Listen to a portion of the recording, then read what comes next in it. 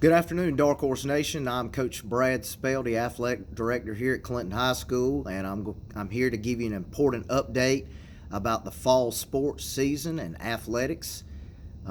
It's extremely important that you guys listen to what the guidelines have from the North Carolina High School Athletic Association has brought to us.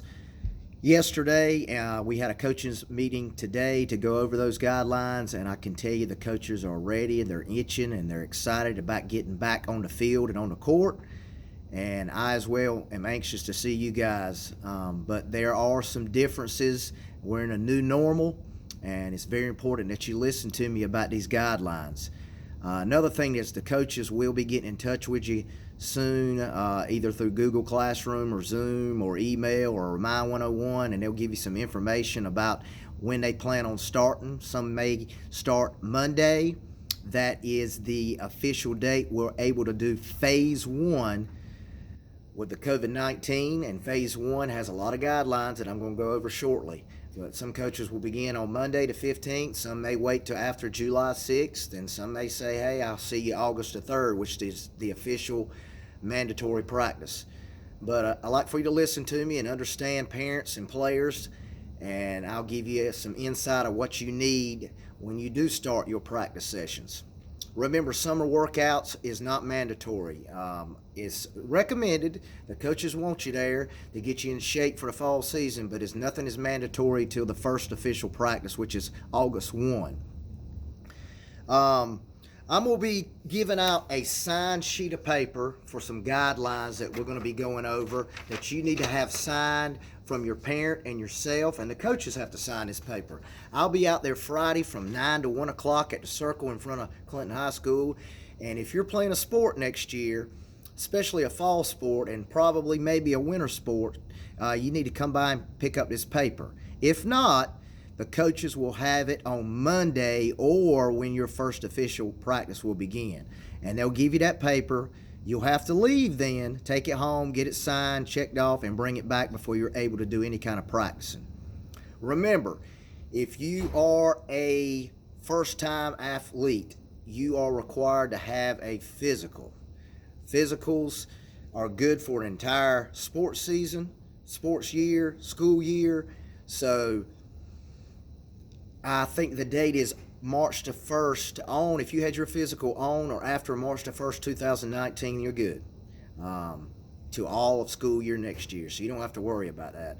But if you're a newbie and you're new about trying out for a sport, or maybe you're a rising ninth grader who hadn't played a sport, you're going to be required to bring that physical in on that first practice day. You're not allowed to do any kind of practicing without a physical. So make sure you do have that. And if you don't have one, you make sure you get one and bring it to your coach. Let's talk about the guidelines a little bit. The guidelines for phase one are, once again, a little bit different. They're going to be different for me. They're going to be different for your coaches. They're going to be different for you and your parents. But we got to follow these guidelines. We got to do the protocol correctly so we are not held liable, and we make sure we're doing the right things and following the rules the correct way. First of all, you can only have 10 people inside if you're doing workouts. That's 10 people, not 10 players. So if 2 coaches show up, that means you've got 8 players. You can only have 25 people outside. So some of you coaches may divide your practices up. For example, volleyball may go from 9 to 10 in the morning with one group, and then they may go 10:30 to 11:30 with another group. You're going to have an entrance and an exit, and the coaches will let you know all about this when they send an information session out to you. But when you come in, you're going to have to sanitize your hands, wash your hands. You're going to have to do a temperature check, and you're going to have to answer some questions related to COVID-19. They're on that sheet of paper that you'll be getting, and they'll be doing that each and every day. So you have to do that temperature check each and every day. No locker rooms. We do not require you guys to use the bathroom unless it's a very important emergency. So make sure you go to the bathroom before you come. Make sure you take your temperature at home before you come, because if you got any symptoms or signs of being sick, stay home. Stay home and stay home.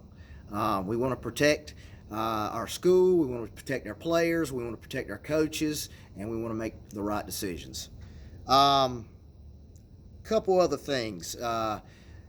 Coaches may require you to bring something. All players, all athletes probably need to go ahead and purchase a water jug. Not a little water bottle, but a big water jug so they can put ice water in it and use that jug the entire practice.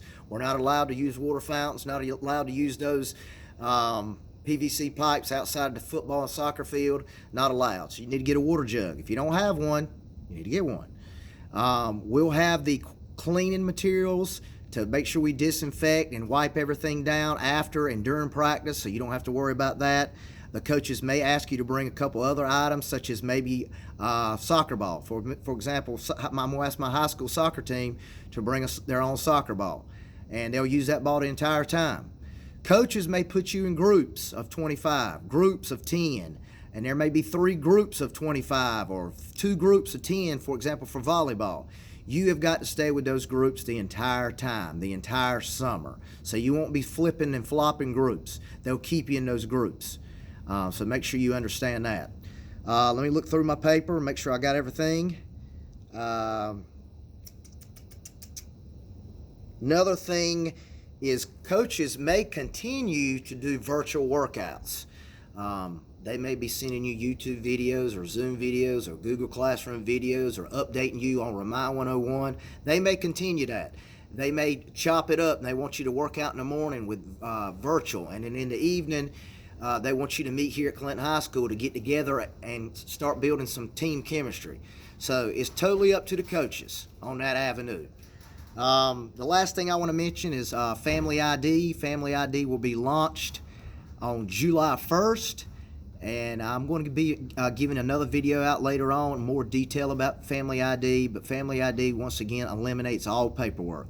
Coaches and any athlete who wants to participate in sports, both their parent or guardian and player have to go through Family ID, create an account, and sign all those forms that they've done in the past electronically. That's going to help us out tremendously with paperwork. But don't worry about that now. Worry about getting and listen to your coaches, taking care of yourself. If you start next Monday, we're excited. If you start later on, we're excited to see you. Got to get in shape, no doubt about it. Got to get ready for your coaches. And we love you. We're ready to see you again. We're ready to get going. And I'm pumped up to see some more Clinton High School athletics. Take care of yourself. And I'm sure I'll be doing another video when other things, maybe phase 2 pops up in another week, 2 month, whatever the case may be, and I'll let you know those guidelines. Take care.